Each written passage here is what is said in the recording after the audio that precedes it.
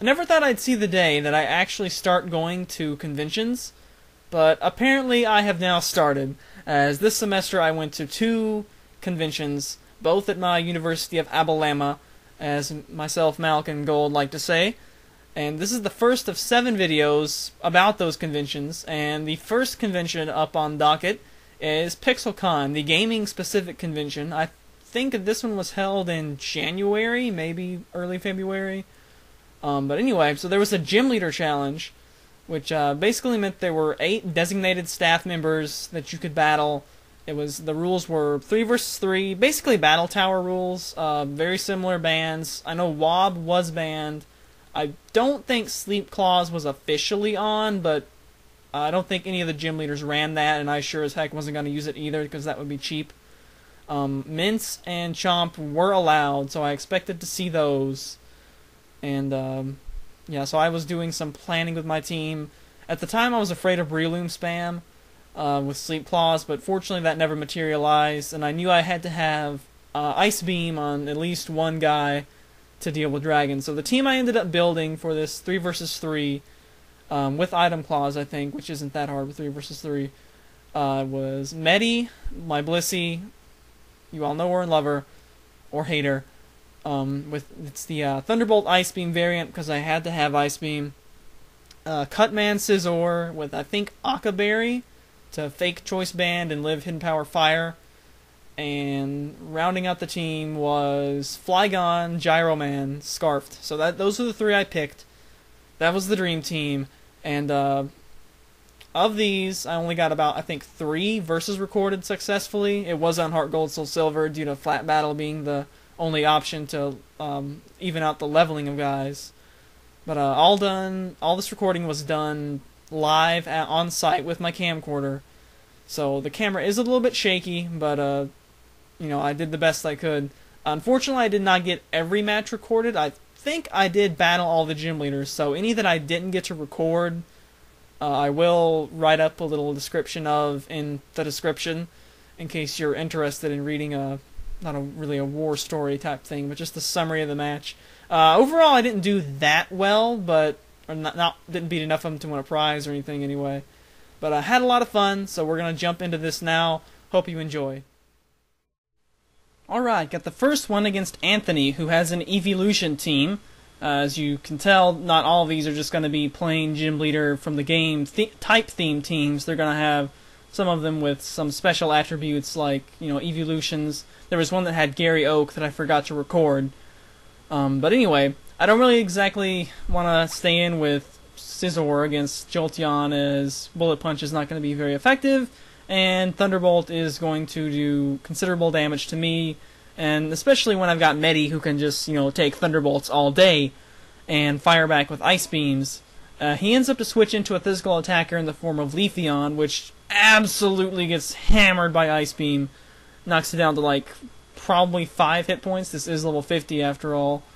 So I go into Cutman expecting an obvious Leaf Blade or whatever to deal as much damage as possible.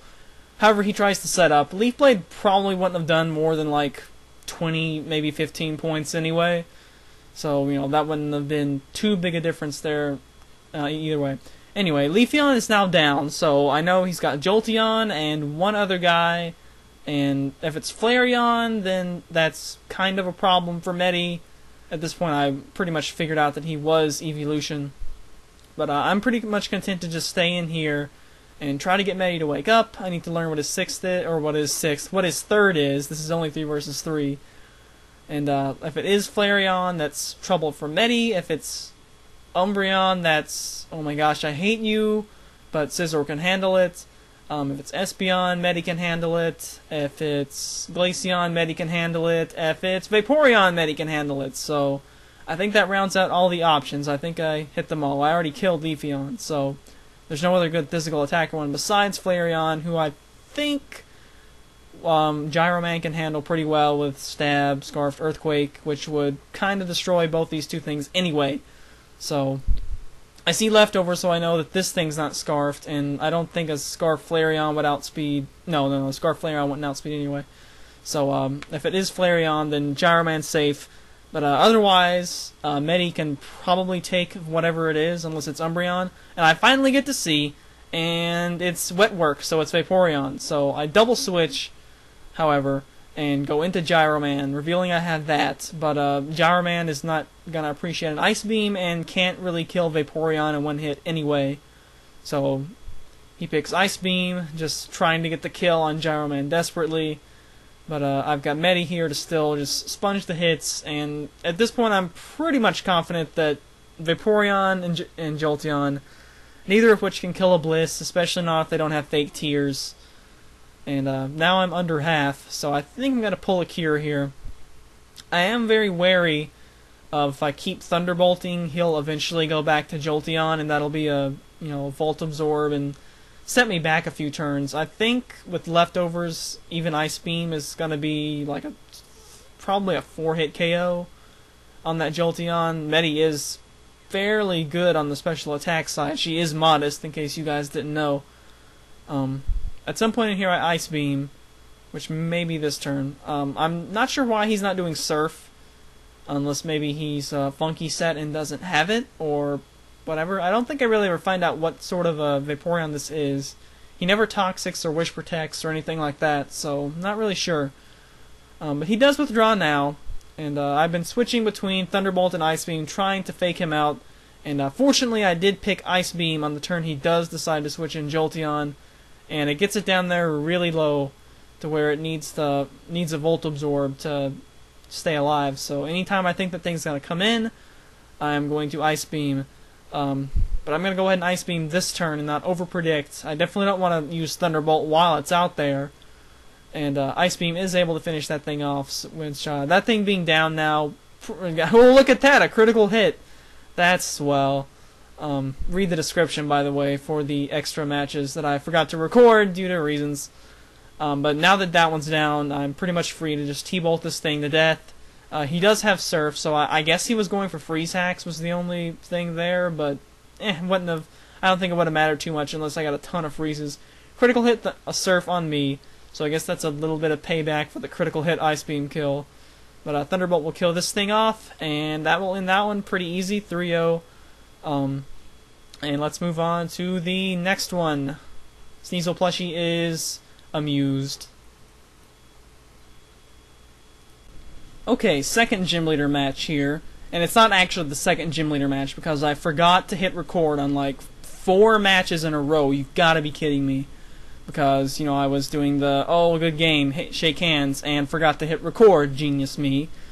But anyway, this is the last one before the break, and it's Cutman versus Clefable. Feeling pretty good here. I don't think it's going to have Fire Blast, or whatever.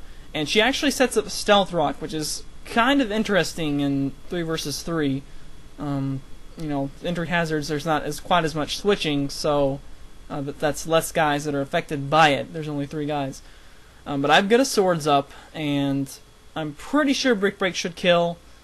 Let's see what item is. Yeah, this guy's Occaberry, so it's not going to be Life Orb, but I think it'll still kill.